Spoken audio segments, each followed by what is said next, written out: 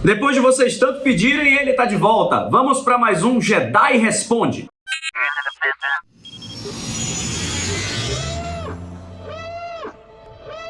Todos os Wings Repórteres, sejam bem-vindos ao Diário Rebelde. Eu sou o João Jedi e vamos para o Jedi Responde, o quadro onde eu respondo as suas dúvidas e perguntas do universo Star Wars. Eu pego essas dúvidas lá pelo Instagram do canal, mas eu ainda tenho muita pergunta que foi lá pra caixinha das últimas vezes que a gente perguntou por lá, que tá acumulado e precisa sair. Então, eu vou responder o desse Jedi Responde. Tem mais um Jedi Responde com mais perguntas da caixinha anterior. E assim que puder, eu abro mais uma caixinha para vocês mandarem as dúvidas de vocês. Aproveitar para convidar você para JediCon Rio de Janeiro, que vai acontecer no dia 4 de novembro no Planetário da Gávea. Eu devo estar por lá para encontrar você, o Wing, que estará nessa festa, nessa celebração do Conselho Jedi Rio de Janeiro, em nome de Star Wars. Os links estão aqui embaixo na descrição para você garantir seu ingresso e a gente se encontrar por lá. A primeira pergunta é de Willy_TB4Z. Fala, João, tudo beleza? Tudo beleza, Willy. E aí? Gostaria que você falasse mais sobre os Yuuzhan Vong. Acho essa raça muito maneira e também são os principais vilões do meu. Não terminou, porque a caixinha provavelmente engoliu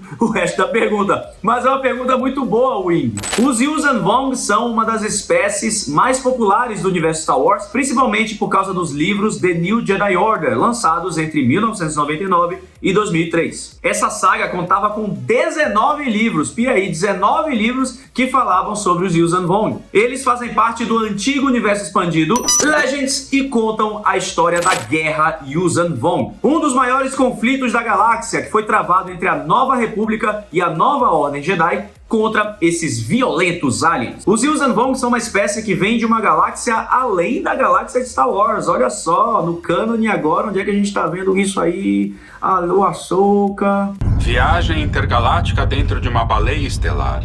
Agora sim já fiz de tudo. Por conta de sua cultura bárbara e violenta, eles dizimaram boa parte da sua galáxia, incluindo seu planeta natal, Yuuzhan Tar. Como consequência, eles acabaram sendo tirados completamente da força. Esse é o motivo pelo qual os Jedi, durante a guerra, não sentiam os Yuuzhan Vong. Também não era possível fazer ataques nos Yuuzhan Vong usando a força. Eles também possuíam aversão, de certa forma, à tecnologia, né? As suas naves e armas eram bem biológicas, né, quase simbióticas com os Yuuzhan Vong. Era como se as armas e naves espaciais deles fossem tecnicamente vivas. Isso explica porque essas naves eram muito mais parecidas com animais do que com, enfim, veículos mesmo, né? Após a destruição do seu planeta e de boa parte de sua galáxia natal, os Yuuzhan Vong viajaram milhões de anos-luz para encontrar um novo lar. Essa viagem durou milênios até que eles encontraram, olha só, um novo lar na galáxia padrão de Star Wars, onde a Nova República governava na época. E foi aí que eles começaram a sua invasão para dominar os povos da galáxia e subjugar os Jedi. E eu acho que merece um vídeo só sobre os Yuuzhan Vong. Então, se você concorda com isso, comente aqui embaixo e peça, porque eu posso fazer um vídeo lá do quadro Espécies de Star Wars, que acho que pode ser muito interessante para vocês. Vamos lá, vamos para a próxima pergunta do Matheus Pamplona Matos. E aí, Matheus, o que se sabe sobre o último nível de Coruscant, que é o 5000 e lá vai? Eu confesso a você, Matheus, que eu também queria saber.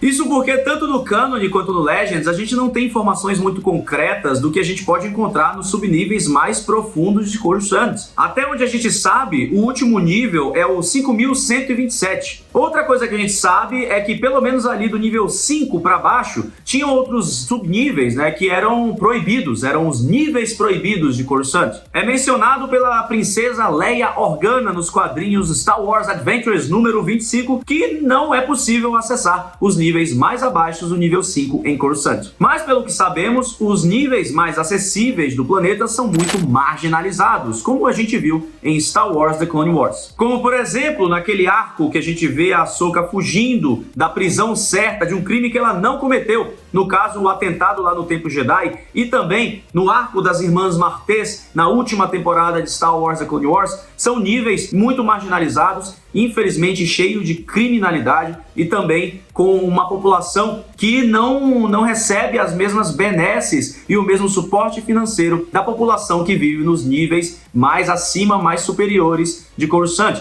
Ou seja, temos aí também uma separação de renda e de locação, né, entre a população de Coruscant. Esses níveis eram dominados por gangues sem qualquer fiscalização e com segurança bem pífia mesmo. Era como um submundo mesmo, e era um submundo dominado pelo crime, com vários prédios colados uns nos outros, porque era muita gente para pouco espaço. Então, como você pode ver, Matheus, realmente é complicado a gente definir os níveis mais abaixo dos 5 em Coruscant, mas já dá para ter uma ideia aí baseado nos níveis mais acima, que são esse troço horrível aí. Imagine mais embaixo. Eu não ia querer ir lá não. Se você tá curtindo esse formato de vídeo, então deixa o seu like aqui, porque assim eu entendo que vocês curtem o Jedi Responde e eu posso responder mais dúvidas e perguntas de vocês. Vamos seguir. Vamos continuar com o Luan_Abreu_J. Ele pergunta aqui: o hyperspace seria equivalente a quantas vezes a velocidade da luz? Eu vou trazer aqui a resposta do Gary Whitta, que foi roteirista de Rogue One. Ele diz aqui, abre aspas, pelo que eu vi, o hiperespaço se move na velocidade do enredo, ou seja, qualquer que seja o tempo dramaticamente interessante que leva para ir de um lugar para o outro, esse é o tempo que leva. Então tá aí sua resposta, Luan. Brincadeiras à parte, a gente realmente não sabe qual a velocidade que uma nave consegue atingir estando no hiperespaço. Tudo que a gente sabe é que ele é muito, mas muito mais rápido do que a velocidade da luz. É como se fosse uma dimensão paralela que as naves acessam para poder percorrer essas distâncias tão grandes. O que o Gary Whitta brincou é mais pelo que a gente tem de materiais de Star Wars, como filmes, séries, jogos, livros e quadrinhos. Eles não especificam quanto tempo levam essas viagens, esses trajetos. Tudo isso depende da conveniência do roteiro, então a gente não tem como saber palpavelmente assim, não sei nem se eu falei corretamente, mas enfim, a gente não tem como saber de forma palpável a velocidade que uma nave atinge no hiperespaço. Mas eu vou trazer de fato o que a gente sabe dentro do universo Star Wars. Sabemos que uma nave, obviamente, precisa estar acima da velocidade da luz para viajar no hiperespaço. Sabemos também que a passagem de tempo varia muito, acaba mudando de uma viagem para outra. Então não tem como a gente saber se duram horas, dias, minutos, segundos, o que seja. Depende muito da distância. Mas eu trago para vocês um argumento do Han Solo em Uma Nova Esperança, quando ele fala que os motores dele passam 0,5 além da velocidade da luz. Então, interpretando aqui essa informação, quer dizer que o hiperespaço, o motor da Millennium Falcon, quando acessa o hiperespaço, vai vezes 0,5 além da velocidade da luz. Não sabemos a escala de grandeza e de medição numérica aí do universo Star Wars, mas podemos supor que esse 0,5 acima da velocidade da luz que a Millennium Falcon alcança no hiperespaço já é um valor gigantesco. Por sinal, tem um vídeo muito antigo do canal onde eu falo por que as prequels não mostram o hiperespaço. Você já notou isso? Rapaz, tá certo isso. Nos episódios 1, 2 e 3, não aparece o hiperespaço esticando, como a gente vê nos originais de Star Wars e nos outros filmes depois, né? Então, confere aqui em cima no card e assiste. É um vídeo bem antigo, tá? Então, por favor, seja gentil comigo. Agora vamos para a pergunta de Kaoa_NG. Um Jedi pode soltar raios igual ao Sith? Poder ele pode, porque os raios da força, os relâmpagos da força, nada mais são do que uma manifestação de raiva e ódio do lado sombrio. Isso, presente no usuário da força, canalizado para os seus dedos e para suas mãos, emite então o relâmpago da força. Acho que a pergunta certa é: um Jedi deve soltar raios igual ao Sith? Não. E a resposta seria não. Os Jedi evitam usar esse tipo de habilidade do lado sombrio. Para liberar essa técnica, como eu falei, você tem que depositar emoções muito negativas, muito do lado sombrio. Então digamos que, acho que não seria muito apropriado para um cavaleiro Jedi estar lá no combate e do nada mandar um pá! Mas no universo expandido Legends tinha uma versão Jedizada dos relâmpagos da força. Essa habilidade era conhecida como Relâmpagos Esmeralda ou Julgamento Elétrico. Os Relâmpagos Esmeralda eram raios da força que o Jedi estava disposto a invocar muito além, dos raios Sith, Esse aí não toca não. Só que eles também eram um tabu e os Jedi eram proibidos de usar, porque na técnica eles tinham meio que burlar a força para poder utilizar isso. Isso acontecia porque para usar o julgamento elétrico, o Jedi tinha que invocar um sentimento de justiça determinada e de raiva muito focalizada. Isso poderia ser facilmente confundido nas suas emoções como vingança ou ódio. Enfim, de todo modo, era assim que eles conseguiam invocar esses raios das pontas de seus dedos, das palmas de suas mãos. Ou seja, vem cá, na verdade isso aí era só um raio Sith mesmo com um miguezinho para justificar que Jedi podia usar. Mas ao invés de serem púrpura como os raios Sith, eles eram de outras cores, eles poderiam ser amarelos ou esverdeados. E apesar de ser uma técnica proibida, alguns Jedi treinaram ela, como o mestre Jedi Plo Koon, que conseguia soltar uma versão mais controlada desse poder, uma versão sob condições controladas, e os raios dele eram amarelo alaranjado, quase não sai. Mas aí, continuando no Legends, a gente tem a nova Ordem Jedi de Luke Skywalker e ele resolve abolir diversas dessas proibições da antiga Ordem Jedi. Uma dessas é o banimento dos apegos. Olha aí, claro, né? Ele queria casar esse safado, como você vê aqui no vídeo sobre a Mara Jade. Então, ele e Jacen Solo, seu sobrinho, aprenderam o julgamento elétrico. No caso do Luke Skywalker, os raios dele eram verdes. Aproveitar que o Jedi Responde para dar mais um recadinho, a revista Pôster do Diário Rebelde continua a ser vendida pela Editora Europa. O link tá aqui embaixo na descrição para você garantir o seu pôster com toda a linha do tempo cânone de Star Wars. Quadrinhos, séries, filmes, livros, jogos, tá tudo lá. Clique no link aqui embaixo e garanta a sua. Fiquei muito feliz com toda a repercussão da linha do tempo, do pôster. Gostei que vocês também gostaram e tem mais novidades vindo por aí. Então, compra já, hein? Seguindo aqui as perguntas do Jedi Responde, a próxima é de Cineworld_4365. Bom dia, João. Bom dia. Existem espécies que conseguem reproduzir com humanos, exceto Twi'leks? Olha aí, eu falei disso bem rapidamente no vídeo sobre Twi'leks, que você confere aqui em cima no card. Existem sim, e muitas, tanto no Canon quanto no Legends. Só para citar aqui rapidamente algumas das espécies que conseguem se reproduzir com humanos. Temos os Abrax, Mirialanos, Feelings, Espirionos, Botanos e até mesmo os Sith puro sangue. Como eu falei aqui também no quadro Espécies Star Wars, olha aqui, ó, olha aqui.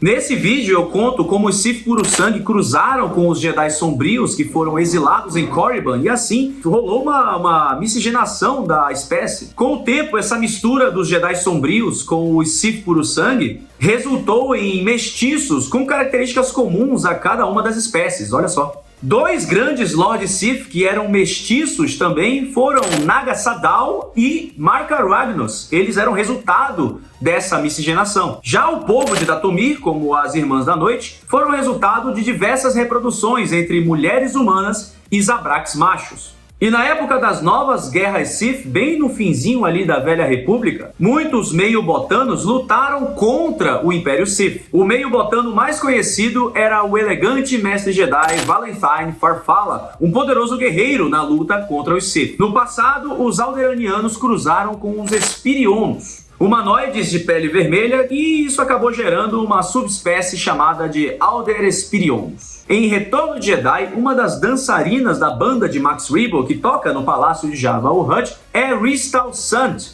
uma híbrida de humano com feeling. A próxima pergunta é do Roberto José Oficial. João, boa tarde. Boa tarde. Existe diferença entre encouraçado e cruzador? Na verdade, o Wing tem sim, e é uma diferença bem grande. O encouraçado, ou também só couraçado, eram as naves capitâneas de guerra. Elas eram gigantes e eram as naves que comandavam frotas inteiras. Por exemplo, o Super Star Destroyer Executor de Darth Vader era considerado um encouraçado. Ele tinha 19 mil metros de comprimento. Vou repetir para você aqui. 19 mil metros de comprimento. Entendeu porque ele era chamado de Super Star Destroyer? Já os cruzadores eram os Star Destroyers mais comuns. Eles ainda eram imensos e integravam frotas inteiras, mas não tão gigantescos quanto um couraçado ou encouraçado. E é claro que você não deve subestimar um Star Destroyer, né? Você sabe como eles eram símbolos de medo e poder durante a Era do Império. Outro cruzador muito famoso era o de classe Venator, que tinha um apelido, olha só, de Jedi Cruiser, o cruzador Jedi. Só pra gente entender ainda mais a diferença entre um couraçado e um cruzador, vocês entenderam aí que o Super Star Destroyer, né, o Executor, por exemplo, tinha 19 mil metros de comprimento. Um Star Destroyer comum tinha aproximadamente 1.600 metros de comprimento. Então acho que ele era bem assim, do nada, né? Dá pra ver até Império Contra-Ataca a diferença de tamanho aí, ó. E chegamos à última pergunta do Jedi Responde de hoje, e ela é de Suami_Persílio. Quem foi a primeira pessoa a sentir a força e como a descobriu? Então vamos lá, Suami. Seguinte, no universo expandido Legends, a gente não sabe exatamente quem foi a primeira pessoa a descobrir, a sentir a força. Mas, no novo cânone, o cânone da Disney, o cânone atual de Star Wars, desta linha do tempo que está à venda na Editora Europa, com o link aqui embaixo para você comprar, nós temos algum tipo de resposta sobre isso. Existe sim esse primeiro indivíduo a sentir e usar a força, mas a gente ainda não o conhece de fato. Ele é conhecido apenas como Prime Jedi, ou Primeiro Jedi. Esse Prime Jedi, que a gente ainda não sabe o nome, é dito aí que ele foi o fundador da Ordem Jedi, datando ali de cerca de 25.025 anos antes da Batalha de Yavin, no episódio 4, Uma Nova Esperança. Por volta dessa mesma época, o Templo Jedi em Arthur foi erguido e há uma gravura desse Prime Jedi lá. É tipo um mosaico dele, né? Como se ele tivesse dividido aí entre a luz e a escuridão. E segundo o cânone, esse aí foi o primeiro Jedi, ou talvez o primeiro sensitivo à força, a perceber, no caso, a força e manejá-la como a gente conhece. A gente ainda não sabe nada, necas de pitibiribas desse primeiro Jedi aí, mas espera-se que a gente tenha mais conhecimento sobre a história dele no filme do James Mangold, o diretor James Mangold, que vai contar a história dos primórdios da ascensão, do alvorecer da Ordem Jedi. Se você não conhece o James Mangold, ele foi o diretor mais recente da franquia Indiana Jones, com Indiana Jones e a Relíquia do Destino, e também dirigiu o aclamado Logan. Se você não viu Logan, assim que acabar esse vídeo, vá assistir. E aí, na Star Wars Celebration, que estive lá, inclusive, tem aqui o link para você assistir o meu vídeo anunciando esses novos filmes, né, na Star Wars Celebration, o James Mangold anunciou que vai contar a história do primeiro Jedi lá anos antes aí da Batalha de Yavin, e que esse filme deve ter um estilo épico, uma pegada meio bíblica, tipo Ben-Hur ou Os 10 Mandamentos. Então a gente já pode esperar muita coisa desse filme, principalmente porque finalmente a Disney e a Lucasfilm estão expandindo ainda mais a história de Star Wars para os lados da linha do tempo, né? Não ficando só no miolinho ali do Império Galáctico. A gente está indo agora muito para o passado e eu estou muito empolgado para ver isso também. Quero saber se você está empolgado, comente aqui embaixo e tem aqui mais vídeos do Jedi Responde para você assistir e curtir. Não se esqueça de acompanhar as redes sociais do Diário Rebelde e que a força esteja sempre com você.